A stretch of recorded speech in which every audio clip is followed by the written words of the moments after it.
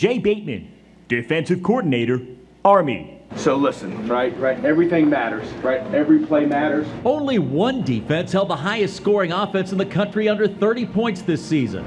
It took an Oklahoma offense that is averaging a whopping 50 points a game overtime to score just 28 points against Bateman's Army defense. About right there, at that point right there, he's not cutting it back. Bateman's Black Knight defense has been at its best on the most critical down. They are third in the country in third down defense. They are 11th in scoring defense. 6 of their 11 opponents failed to score more than 14 points. Bateman's D is also allowing only 106 yards a game on the ground. And these Black Knights get after the quarterback. Bateman has coached 5 players that rank in the top 5 in program history in sacks.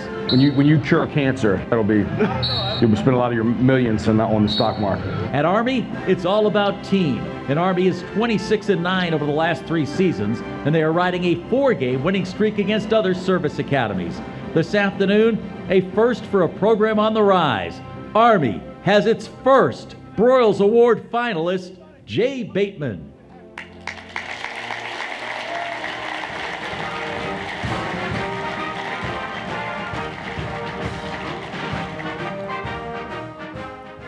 Yeah, I grew up in Richmond, Virginia, a huge Redskins fan. So for Mark May to introduce me is pretty cool. I want to thank the Broyles and Arnold family for having me. I think anytime as an assistant football coach, you get associated with Frank Broyles, I think that's really humbling. And I had my CBS teleconference on Monday with Gary Danielson and the crew for the Army-Navy game, and Coach Shoup and I were talking. Gary Danielson likes to ask you questions and give you the answer. And so Gary Danielson said, congratulations on the Broyles Award, and then proceeded to talk for 10 minutes about Coach Broyles. And it was awesome.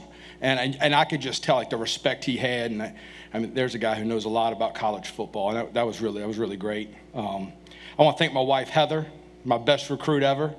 She's way better looking than me. I'm a pretty good recruiter. You can tell by that. I remember when I first started recruiting, and I was at University of Richmond, and they said, you go down to Atlanta. So I drove down from Richmond to Atlanta, and I stayed in a hotel, and for one of those big hotels in downtown Atlanta. I'd never really been in a hotel that big, and you walk in, and the bellman says, "What floor are you on?"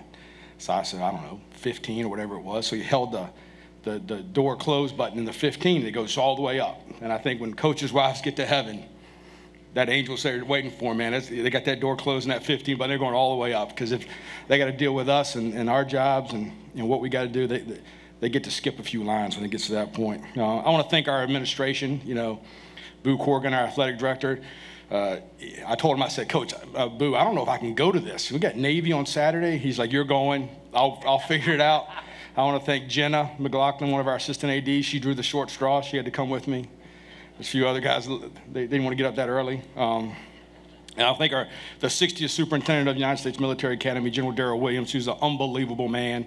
Every time you talk to him, I was talking to him on Saturday at a recruit dinner, and he tells me, yeah, I was Bill Clinton's aide. I had the nuclear football.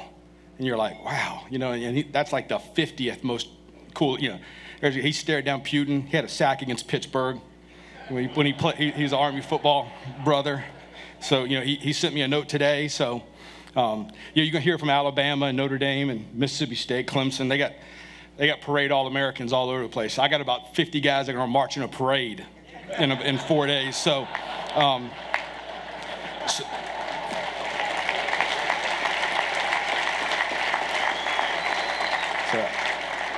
I stole that line from Jeff Monken, our head coach, who is the best. And I told him I wasn't going to come. He's like, you're going. I don't want to hear anything more about it. He's a great family man. He's the best culture builder I've ever been around. And, when we're able to go out and play teams like Oklahoma close and win games, Coach Shoup coached at West Point a few years ago. And we were talking about before the game, every time we go play a team, the opposing coaches, they give you man, you guys do a great job. Boy, your kids really play hard, which is coach speak for, man, you got a bunch of bad players. And so I just laugh, because I know every week that I got the toughest group, and I know every week that I got the smartest group. And I think when you have that, you got a chance every week. And we got to West Point. They hadn't beat Navy in 12 years. Been to one bowl in 20 years, and Coach Monken kind of convinced me to come. Then it was our job to go out and convince some kids to come. And, it's the #1 public university in the world. And I think when you get an award like this, when you're honored like this and really humbled, I think ultimately who you need to thank is your players, because they're the guys that do it. I just call a blitz every once in a while. So thanks so much for having me. It's awesome. 4 days from now, we're going to beat Navy for the 3rd time in a row. And it's a great place to coach, great kids to coach, and I'm really humbled and honored. Thank you.